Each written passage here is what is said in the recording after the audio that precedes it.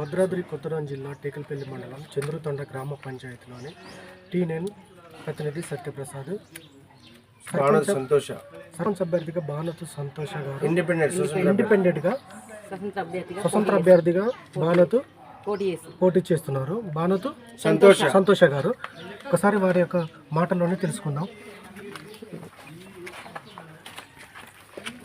Madam గారు, మీ పేరు? Madam, నా పేరు భానతు సంతోష. మీరు ఎంతవరకు చదువుకున్నారు మేడం? నాకు చదువు అంటూ ఏమీ లేదు. ఎంతమంది పిల్లలు మేడం? నాకు ఇద్దరు పిల్లలు. మగ పిల్లలు. మీరు సర్పంచ్గా ఎందుకు పోటీ చేయాలనుకుంటున్నారు మేడం? గ్రామ అభివృద్ధి కోసం. గ్రామం పంచాయతీ మొత్తం వెనకబడింది కనుక నిధులు ఏమొచ్చినా రోడ్లు కరెక్ట్గా లేవు, మురికి కాలువలు లేవు. వర్షాకాలం వస్తే పిల్లలు చాలా ఇబ్బంది పడుతున్నారు. చిన్న పిల్లలు, రోడ్లు సరిగ్గా లేవు, ట్రాక్టర్లు నడుస్తున్నాయి, వాళ్ళు రావడానికి పోవడానికి చాలా ఇబ్బంది పడుతున్నారు. పంచాయతీలో నిధులు వచ్చినా కానీ దేనికి ఉపయోగించడం లేదు. స్కూల్ లేదు, అంగన్వాడీ లేదు, గ్రామ పంచాయతీలో మాట్లాడుకోవడానికి గ్రామ పంచాయతీ లేదు, ఏవి లేదు కనుక గ్రామ అభివృద్ధి కోసం నేను సర్పంచ్గా పోటీ చేయాలనుకొని బరిలో తీయాలి. పూర్తిగా చంద్రుతండ గ్రామ పంచాయతీ యొక్క అభివృద్ధి లేకపోవడం గల కారణంతోనే మీరు పోటీ చేయాలనే ఆలోచన మేరకు మీరు వస్తున్నారు. అవును. మరి రోడ్డు లేవు, అంగన్వాడీ లేదు, పంచాయతీ ఆఫీసు లేదు, ఇవన్నీ మీరు పరిగణలోకి తీసుకొని డెవలప్మెంట్ చేద్దాం గ్రామాన్ని అని చెప్పి మీరు పోటీ చేయడానికి ముందుకు వస్తున్నారు. ఇప్పుడు మనకి ఇంతకుముందు చేసిన సర్పంచులు ఎవరు చేయలేదు. మీరు ఇండిపెండెంట్గా చేస్తున్నారు మేడం. మీకు ప్రజల యొక్క సపోర్టు ఎలా ఉంది మేడం? ప్రజలంతా మేమే రావాలని కోరుకుంటున్నారు. జనం గుండెలలో కృష్ణ అనే మా హస్బెండ్ ఉన్నారు కనుక మాకు ఏ విధాలుగా ప్రయత్నించినా తను వస్తేనే మాకు న్యాయం జరుగుతుంది అన్నట్టుగా ప్రజలు ఆలోచిస్తున్నారు కనుక మేము జనం కోసం పనిచేయాలని ముందుకొచ్చాము. ఓకే, ఇదే గ్రామంలోనే మీరు ఎప్పటి నుండో నివసిస్తున్నారు. ఈ గ్రామంలోనే మీ యొక్క భానతు కిషన్ గారు యొక్క పేరు మంచి నేము ఇక్కడ ఉన్నది. దానికి తోడుగా మీరు గ్రామాన్ని అభివృద్ధి చేస్తారనేసి చెప్పి మీ గ్రామ ప్రజల మేరకు అందరూ కూర్చొని చర్చించుకొని మా గ్రామాన్ని అభివృద్ధి బాటలో నడిపించే గల నాయకురాలు అనేసి చెప్పి మిమ్మల్ని ఇండిపెండెంట్గా ఎన్నుకుంటున్నారు. అంటే మీరు ఏమి చేద్దాం అనుకుంటున్నారు మీరు మీ గ్రామానికి? మరి నేను సర్పంచ్గా ఒకవేళ గెలిస్తే పంచాయతీని డెవలప్ చేయాలనుకుంటున్నాను. రోడ్లు ఏవైతే ఉన్నాయో రోడ్లు ఏ ఇబ్బంది లేకుండా ప్రతి పంచాయతీ మాది ఎక్కడెక్కడ తండాలు ఉన్నాయో ప్రతిదీ రోడ్డు క్లియర్గా చేసి అంగన్వాడీ లేవు. మెయిన్ ఏంటంటే మా తండకి ముందు రాజతండకి అంగన్వాడీ స్కూలే లేదు. ఇంట్లో స్కూల్ పెట్టి నడుపుతున్నారు అంగన్వాడీ టీచరు. స్కూలు ఒకవేళ మేము గెలిచిన తర్వాత అంగన్వాడీ కట్టియాలనుకుంటున్నాము. స్కూలు పంచాయతీని కట్టియాలనుకుంటున్నాము. ఇప్పుడు పంచాయతీలో ఎంతమంది మెంబర్స్ ఉన్నారో అంతమంది పెద్దవాళ్ళైనా యూత్ పిల్లలైనా అందరినీ కూర్చోబెట్టి మాట్లాడి ఎక్కడ డిసైడ్ చేయాలో అక్కడ డిసైడ్ చేసి పంచాయతీ ఆఫీస్ కట్టించాలనుకుంటున్నాము. ఇంకొకటి ఏంటంటే ప్రజలకు ఏ అవసరాలున్నా ప్రతిదీ అంబులెన్స్ వస్తుందో రాదో కానీ మేమైతే ఒక ఫోన్ కాల్ చేస్తే మేము ముందుంటామని మేము ప్రజలకి చెప్పుకుంటూ వస్తున్నాము. అంటే ప్రజల యొక్క బాధలకి ఎటువంటి సమస్య వచ్చినా సరే తక్షణమే వాళ్ళ ముందు ఉండిపోతారని మీరు చెప్తున్నారు. ఓకే, ఒకసారి మన సర్పంచ్ ఇండిపెండెంట్గా చేయుచున్న అభ్యర్థి యొక్క ఇంటిని చూడండి ఎలా ఉన్నదో. వారి యొక్క ఇల్లు, వారి యొక్క ఆలోచన ప్రజలకి మేలు చేద్దామనే ఆలోచనతో వస్తున్నారు. ఒకసారి చూడండి మనది. ఒకసారి బయట కూడా ఎటువంటి అవినీతి లేకుండా ప్రజాసేవే తల సేవగా భావించి ముందుకు వస్తున్నారు. ఒకసారి చూడండి.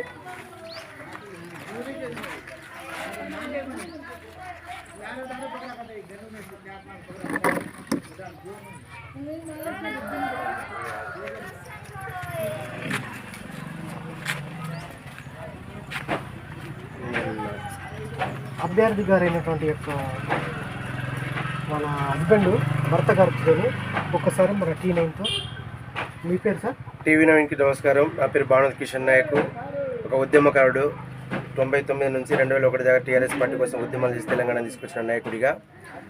ఎందుకంటే గత 20 సంవత్సరాల నుంచి రాజకీయంలో ఉన్నాం. గత ఒక 60-70 సంవత్సరాల నుంచి స్థానికపడ్డ ఈ ఏరియాలో ఇక్కడ నివాసం ఉంటున్న గిరిజన తండలు ప్రజా సమస్య వస్తున్న సర్పంచులు అందరూ నిధుల్ని దుర్మార్గం చేసుకుంటూ వాళ్ళ పాపాన్ని వాళ్ళు పోతూ ప్రజలన్నీ రోడ్డుకి ఇడిచేసి వెళ్ళిపోతున్నారు. కాబట్టి ఈ ఒక్క ఉద్యమకారుడిగా ఈ తండా వాసిగా ఈ ప్రజల అండదండగా అన్ని సేవల్లో కార్యక్రమంలో పాల్గొంటూ ప్రజల ఆశీర్వాదంతో ప్రజల మద్దతుతోటి ఈరోజు స్వతంత్ర అభ్యర్థిగా పోటీ చేయడం జరిగింది. ప్రజల సానుభూతితోటి ఇలా బ్రహ్మరథం పడుతున్నారు. ప్రజలు ఆశీర్వాదంతో ముందుకు తీసుకెళ్తున్నారు. ఏ ఒక్క రూపాయి కూడా ఆశించకుండా నేను విజయవంతుడిగా ఆకాంక్షించి ముందు నడిపించడానికి యూత్కి, మహిళలకి, నాయకులకి, గ్రామ పెద్దలకు కూడా పేరు పేరున ధన్యవాదాలు చెప్తూ, ఇంకోటి TV9 ఈ భారతదేశంలో ప్రతి ఒక్క మనిషికి ఓటు హక్కు వినియోగించుకునే స్వతంత్ర భారతదేశం అన్నది, ఈ దేశంలో అవినీతిని నిర్మించాలని చెప్పేసి మన ప్రజలు, ప్రజాస్వామికులు మీ యొక్క గ్రామ యొక్క సమస్య చూసి మీ యొక్క భార్య గారిని స్వతంత్ర అభ్యర్థిగా మీరు పోటీలో ఉంచినారు. మీరు గ్రామానికి ఎటువంటి సేవ చేయాలనే ఆలోచన భావంతో ముందుకున్నారు సార్ మీరు? నేను ఎందుకంటే ప్రజా సమస్యని చూసి చాలా చిదికించింది నా మనసు. ఈరోజు నా ఊరికి రావడానికి సరైన దారులు లేవు. రెండోది, ఈ ఊర్లో ఒక మంచి అంగన్వాడీ టీచర్ బిల్డింగ్ లేదు. రెండోది, గ్రామ పంచాయతీ కార్యాలయం లేదు. రెండోది, నాకు కావాల్సింది పిల్లలకి లైబ్రరీ కావాలి, అది కూడా లేదు. చిన్నపాటి హాస్పిటల్ కూడా నిర్మించాలని నేను ఫిక్స్ అయినాం. ఎందుకంటే ప్రజా సమస్యల మీద మాకు ఎంతో అవగాహన ఉంది కాబట్టి. ఇక కళ్యాణ లక్ష్మి కానీ ఇలాంటివి కూడా చెక్కులేసులో ఇక్కడ ఉన్న పాత సర్పంచ్లు కూడా అవినీతికి, అక్రమాలకు పాల్పడ్డారు. ఇప్పుడు కూడా మేము ఈ స్వతంత్ర అభ్యర్థిగా పోటీ చేస్తే కూడా మా పైన దాడులు జరుగుతున్నాయి. కాబట్టి దాడులను కూడా తట్టుకొని ముందుకెళ్తున్నాం. ప్రజల మద్దతుతో ముందుకెళ్తున్నాం కాబట్టి, ప్రజల మద్దతు ఉంది కాబట్టి. ఈ ఒకటే సమస్య కాదు, ప్రజలకి కరెంటు సమస్య ఉంది, పోడు భూమి పట్టల సమస్య ఉంది, మళ్ళీ కావాల్సిన పట్టల సమస్య ఉంది. అదే కాకుండా మళ్ళీ మురికి కాలువల ప్రాబ్లం ఉంది. రెండోది, ఈది లైట్లు కూడా చక్కగా లేని ఈ గ్రామానికి ఈరోజు చక్కగా తీర్చిదిద్దాలనే ఉద్దేశంతో స్వతంత్ర అభ్యర్థిగా ఈ పూరి గుడిసె నుంచి పోటీ చేయాల్సిన జరుగుతుంది. మీరు ఇక్కడే ఇదే గ్రామంలో ఉన్నారు కాబట్టి మీరు చూసిన సర్పంచ్ అభ్యర్థులు ఒక 7-8 మంది వరకు చూసుంటారు. మీరు సర్పంచ్గా చేసిన అభ్యర్థులు ఏ ఒక్క సర్పంచ్ ఏ మాత్రం ఊరిని అభివృద్ధి పరచలేదు అనే ఆలోచనతోనే మీ యొక్క భార్య గారిని ఇండిపెండెంట్గా మీరు స్వతంత్ర అభ్యర్థిగా పోటీ చేస్తున్నారు. మీరు ఎటువంటి అభివృద్ధి చేస్తారని మీ యొక్క మాటలో చెప్పండి. ఒక అభివృద్ధి అంటే ఇప్పుడు ప్రజలకు కావాల్సింది, రైతులకు కావాల్సింది కరెంటు కావాలి, మెయిన్ బోర్లు కావాలి. రెండోది, మంచి రోడ్స్ కావాలి. వాళ్ళని ఉండటానికి చేయటానికి మంచి బీసింగ్ అవసరం ఉంటుంది. వర్షాకాలంలో చిన్న పిల్లలకి సైడ్ కాలువలు అవసరం ఉంటుంది. ఎన్నో నిధులు వస్తుంది. ఒక ఓటుకు వచ్చేసి 130 రూపాయలు వస్తుంది వాళ్ళ పేరు మీద. అదే సార్, మరి ఇప్పుడు మీరు స్వతంత్ర అభ్యర్థిగా పోటీ చేస్తున్నారు. ఒకవేళ మీ యొక్క భార్య గారు గెలిస్తే మరలా కాంగ్రెస్లో చేరుతారా? అదే స్వతంత్ర అభ్యర్థిగా కొనసాగి ఉంటారా? మ్యాక్సిమం ఒక దేవుడి దేవల్ల గెలిపిస్తే ప్రజలు కాంగ్రెస్ పార్టీని కూడా భారీ డిమాండ్ చేసే పరిస్థితి ఉంటుంది. ఎందుకంటే కాంగ్రెస్ పార్టీలో గత 15 సంవత్సరాల నుంచి సీనియర్ నాయకుని ఇక్కడ కాబట్టి నాకు టికెట్ ఇవ్వకపోవటం, బీఆర్ఎస్ పార్టీ నుంచి వచ్చిన నిన్నగాక మొన్న వచ్చిన రాజాకి టికెట్ ఇవ్వటం, అది ఒక పెద్ద మైనస్ జరిగింది ఇక్కడ ప్రజలకి. ప్రజలు గమనించారు. దొంగల చేతులకి మళ్ళీ తాళం పోవద్దు, స్వతంత్ర అభ్యర్థిగా నిలబడి నిన్ను గెలిపించుకుంటాం. కాంగ్రెస్ పార్టీ భుజాన్ని మోసిన ప్రజల మీ నమ్మకాన్ని వాళ్ళు కొని చేశారు కాబట్టి నువ్వు గెలిస్తే మాతోటే ఉంటా అని చెప్పేసి మాట తీసుకున్నారు ప్రజలు. కాబట్టి ప్రజల అభిప్రాయం మేరకే కాంగ్రెస్లో పోమంటే కాంగ్రెస్లో పోతా, లేదంటే స్వతంత్ర అభ్యర్థిగానే ఈ భారత రాజ్యాంగంలో ఎవరి దగ్గర అయినా పోయి కొట్టాడే హక్కు ఉంది. కాబట్టి కలెక్టర్ గారితో, ఎంపీ గారితో, ఎమ్మెల్యే గారితో, అదేవిధంగా రాజ్యసభ సభ్యులతో చర్చించి ప్రజల మేలు జరిగేలా, ప్రజల ఆకాంక్షించేది ఏంది, ప్రజలకు కావాల్సింది ఏంది, వాళ్ళ సమస్యని పరిష్కరించాలనే ఒకే లక్ష్యంతో మేము బరిలో దిగడం జరిగింది.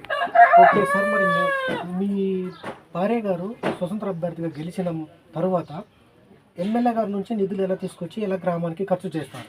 ఎందుకంటే ఎమ్మెల్యే గారు స్వతంత్ర అభ్యర్థికి ఇవ్వచ్చు, ఇండిపెండెంట్ క్యాండిడేట్లు కూడా ఇవ్వచ్చు. ఎందుకంటే ఇవ్వాల్సిన బాధ్యత ఎమ్మెల్యే గారిది. ఎందుకంటే ఇలా ప్రతిపక్షంలో ఎమ్మెల్యేలు కూడా ఉన్నారు. కాబట్టి ప్రతిపక్షం ఎమ్మెల్యేని వాళ్ళ నియోజకవర్గానికి, వాళ్ళ కాన్స్టిట్యూన్సీకి డెవలప్ చేయడానికి గవర్నమెంట్ నిధులు ఇస్తుంది కదా.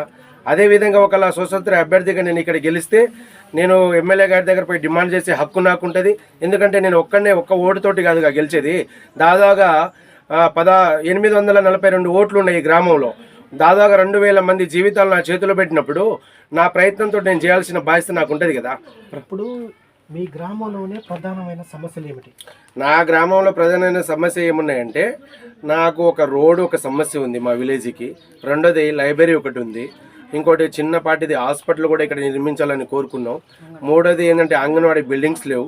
ఇంకో మూడోది అంటే ఒక పిల్లల్ని ఆడుకోవడానికి ఎక్కడైనా గ్రౌండ్స్ లేవు. మూడోది ఏంటంటే పిల్లలను చదువుకి ఆర్థికంగా విధంగా కొంతమంది పిల్లలు ఇక్కడ నుంచి హైదరాబాద్లో పోయి బతకడం జరుగుతుంది. కాబట్టి ఎంబీఏ బీఈడీ చేసిన వాళ్ళు, ఎంటెక్ చేసిన వాళ్ళు పిల్లలు అందరూ ఇక్కడ నుంచి హైదరాబాద్లో పోయి కూలి పని చేయాల్సి వచ్చిన పరిస్థితి ఉంది. కాబట్టి మెయిన్ ప్రధానం ఏంటంటే ఈరోజు రైతులు కూడా ఆశించేది ఏంటంటే కిషన్ వస్తే ఈ సమస్య పరిష్కారం అవుతుందని ఒకే ఉద్దేశంతో నాకు ఇప్పుడు పోడు భూముల కరెంట్ ఆల్రెడీ వచ్చే ఉంది. పోడు భూముల కరెంట్ శాంక్షన్ అయింది. దానికి గవర్నమెంట్కి అమౌంట్ కట్టేది ఉంది. అది కూడా కట్టేస్తే ఇలా ఇక్కడ ఉన్న గ్రామంలో ప్రజలు రైతాంగంగా మారుతారు. రైతు నుంచి హైదరాబాద్లో పోయి కూలి పని చేయాల్సి వచ్చిన పరిస్థితి ఉంది. కాబట్టి మెయిన్ ప్రధానం ఏంటంటే ఈరోజు రైతులు కూడా ఆశించేది ఏంటంటే కిషన్ వస్తే ఈ సమస్య పరిష్కారం అవుతుందని ఒకే ఉద్దేశంతో నాకు ఇప్పుడు పోడు భూముల కరెంట్ ఆల్రెడీ వచ్చే ఉంది. పోడు భూముల కరెంట్ శాంక్షన్ అయింది. దానికి గవర్నమెంట్కి అమౌంట్ కట్టేది ఉంది. అది కూడా కట్టేస్తే ఇలా ఇక్కడ ఉన్న గ్రామంలో ప్రజలు రైతాంగంగా మారుతారు. రెండోది ఏంటంటే ఊరికి దాదాగా 3 కిలోమీటర్ల మేరకు ఒక రోడ్ అవసరం ఉంది. అది ప్రజలకు చాలా ఇంపార్టెంట్ అయిన రోడ్ అది. ఎందుకంటే ప్రజలకి అరక కట్టుకొని పోదంటే బురద ఇంత బురదలకు వెళ్ళిపోవాల్సిన పరిస్థితి ఉంది. ఇలా సమస్య ఒక్క ఊరిదే కాదు, నా గ్రామ పంచాయతీలో ఎక్కడో తీసుకుపోయి చివరికి మసడ వాటిగా కట్టించారు.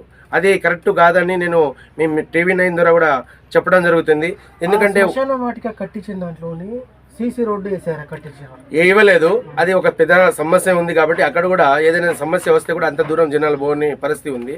కాబట్టి దానికి కూడా కరెంటు కూడా సరిగా సౌకర్యం లేదు, దానికి లైన్ కూడా ఇవ్వలేదు. కానీ నేను ఒకవేళ గెలిస్తే దానికి సీసీ రోడ్ వేపిస్తా, కరెంట్ లైన్ వేపిస్తా. బోర్ అయితే ఏసీ ఉంది, చాలా దూరంతో సర్వీస్ వైర్తో నడిపిస్తున్నారు. కాబట్టి అది కూడా చెత్త చెదారంతో అట్నే ఉంది. కాబట్టి అదే ఒకటే కాదు, ఇప్పుడు హరితహారంతో పెట్టిన కొన్ని అవి పల్లె అది పెట్టారు. కాబట్టి అవి కూడా కొన్ని అట్నే పెండింగ్లో ఉన్నాయి.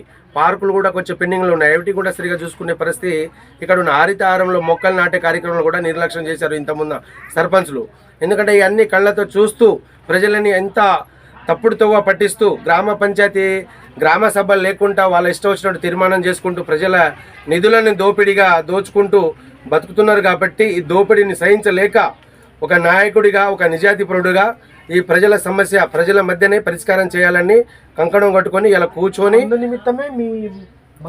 అందుకనే మా భార్యని అభ్యర్థిగా అందుకనే దానికోసమే స్వతంత్ర అభ్యర్థిగా బరిలో దించి ప్రజల సేవ చేద్దామనే కార్యక్రమంతో నా 2 పిల్లల చదువును కూడా మాన్పించుకొని ఈ పల్లెటూరికి వచ్చి ఈ గుడిసె కట్టుకొని ఇలా ప్రజా సమస్యల మీద పోరాటం చేయడం జరుగుతుంది. సరే సార్, మరి ఒక్కసారి మీ భార్య గారి మాటలను. మేడం గారు, మీరు సర్పంచ్ అభ్యర్థిగా గెలిచిన తర్వాత ఎలా అభివృద్ధి చేస్తారు ఈ గ్రామాన్ని?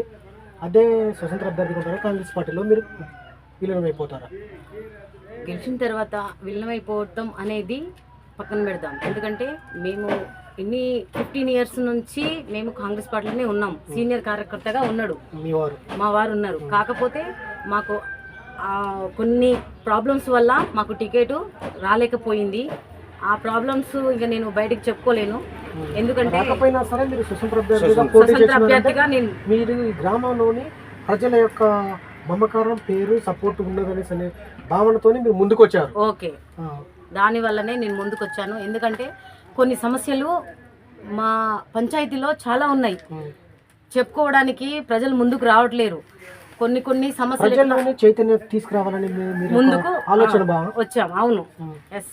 ఇంకోటి ఏంటంటే జనాలు మా పంచాయతీలో ప్రతి ఇంటికి వెళ్ళినా చిన్న మేము ఎలా కట్టుకున్నామో పూరి గుడిసెలు అలానే ఉన్నాయి. వాళ్ళకి టీఆర్ఎస్ పార్టీ అప్పుడు ఫామ్లో ఉన్నప్పుడు కూడా వాళ్ళకి ఇండ్లు ఇవ్వలేదు. కొందరికి వచ్చాయి, కొందరికి రాలేదు. ఇక్కడ మన గ్రామంలోని ఇందిరమ్మ ఇండ్లు ఎంతమందికి ఇంకా రాలేదు? దాదాపు ఇంకొక 15 మెంబర్స్ కి రాలేదు. విలేజ్ లో 15 మెంబర్స్ టోటల్ గ్రామ పంచాయతీలో ఇంకొక 100 హౌస్ అవసరం ఉంది. రెండోది ఇంకొక 100 హౌస్ అవసరం ఉంది. బట్ ఇంకేంటంటే మేము పెట్టిన మేనిఫెస్టోలో ఏంటంటే స్వతంత్ర అభ్యర్థిగా ఎందుకు పెట్టానంటే ప్రతి ఇంటికి ఆడపిల్ల పుడితే 2000 ఆర్థిక సాయం ఉంటుంది నా దగ్గర నుంచి, నా సొంతంగా నా నిధుల నుంచే ఇవ్వటం జరుగుతుంది. నా జీతం వస్తుంది కదా ఇట్లా 6,000, దాంట్లోకి వెళ్ళి ప్రతి ఆడపిల్ల జన్మిస్తే 2000 రూపాయలు మేము మేనిఫెస్టోలో ప్రకటించడం జరిగింది. ఎవరికైనా ఎవరైనా సరే చనిపోవడం మేము ఎందుకు జతపరచడం జరిగిందంటే మా కష్ట జీవితంతో మేము జీవిస్తున్నాం. కాబట్టి మాకు వచ్చే సాలరీస్ నుంచి ఎవరైనా పేదరికం ఎవరైనా చనిపోవడం జరిగితే వాళ్ళకి 5,000 ఇవ్వడం జరుగుతుంది ఆర్థిక సాయంగా. అదే విధంగా వాళ్ళ కుటుంబానికి నేను ఆదుకోవడం కూడా జరుగుతుంది. ఏ సమస్య వచ్చినా ప్రజలకి అర్ధరాత్రి ఫోన్ చేసినా కూడా ప్రజలలో అందుబాటులో ఉండాలని భావించి ప్రజల సమస్యను చూసి ప్రజల ఇబ్బందులను చూసి ప్రజలు ఎందుకంటే ఏ ఇబ్బందులతోటి వాళ్ళు మానసికంగా గురి అవుతున్నారో అవన్నీ మా కళ్ళకు కనబడ్డాయి. కాబట్టి ఈరోజు దోపిడీ వ్యవస్థని తరిమి కొడదామని కాన్సెప్ట్ తోటే ఈరోజు స్వతంత్ర అభ్యర్థిగా బరిలో దిగడం జరిగింది. బరిలో ఎందుకు దిగామంటే ప్రజల అండదండ ఉంది, వాళ్ళకు మా సహాయం సహకారం ఉంది. ఈరోజు దాదాపుగా 150 ఎకరాలు నా సొంత డబ్బుతో పెట్టుకొని ఇలా ట్రాన్స్ఫార్లు, పోల్స్, లైన్స్ అన్ని చేపించడం జరిగింది. బీడు భూముల్ని కూడా సాగులో తీసుకొచ్చాం. కాబట్టి ప్రజల మద్దతు ఉంది. కాబట్టి ప్రజల సమస్య ఇక్కడ ఏంటంటే ప్రధానంగా ఇలా అంబాసరం ల్యాండ్ అని కొన్ని కారణాల వల్ల పట్టాలు కాకపోవడం జరిగింది. ఇవన్నీ కూడా ఐటీడీ పిఓతో కొట్లాడి, కలెక్టర్ గారితో కొట్లాడి, ముఖ్యమంత్రి లెవెల్లో ఈ మేనిఫెస్టోలను తీసుకెళ్లేసి ప్రజా సమస్యని పరిష్కరించి ఈ అంబసత్రాన్ని కూడా పట్టా చేయమని చెప్పేసి కొట్లాడే ఒక శక్తిని ప్రజలు నాకు అది పదవిని కట్టబెడితే వీళ్ళ తరపున పోయి ఎక్కడైనా పోయి కొట్లాడే దమ్ము ధైర్యం మాకుంది. కాబట్టి ఇలా ప్రజల మద్దతు మాకుంది. ప్రజా సమస్యని పరిశీలించే మంచి మనస్తత్వం ఉంది. అదే ఒకటే కాకుండా పిల్లలకు నేను ఇంతకుముందే చెప్పాను, పిల్లలు చాలా సఫర్ అవుతున్నారు. చదువుకున్న పిల్లలకి లైబ్రరీ కావాలి, చిన్న హాస్పిటల్ కావాలి, ఈ రోడ్స్ కావాలి, లైట్స్ కావాలి, గ్రౌండ్స్ కావాలి, వాళ్ళకి జిమ్ చేసుకునే జిమ్ సెక్షన్స్ కావాలి, ఆడుకునే వాలీబాల్ కానీ షటిల్ కానీ గ్రౌండ్స్ కావాలి. ఈ అన్నిటి కోసమే ఈరోజు మేము ఈ గ్రామ పంచాయతీకి 842 ఓట్లు ఉన్నాయి. ఒక మనిషికి వచ్చేసి 130 రూపాయల చొప్పున నిధులు వస్తాయి. నిధులు 1,20,000 రూపాయలు వస్తుంది. ఒక 5 yearsకి 1,20,00,000 రూపాయలు వస్తుంది. కాబట్టి ఆ డబ్బు ప్రజలకే, ప్రజల హక్కుని ప్రజలకే పంచాలని ఏకైక కాన్సెప్ట్ తోటి ఇలా రాజకీయంలో రావడం జరిగింది. స్వతంత్ర అభ్యర్థిగా పోటీ చేయడం జరుగుతుంది.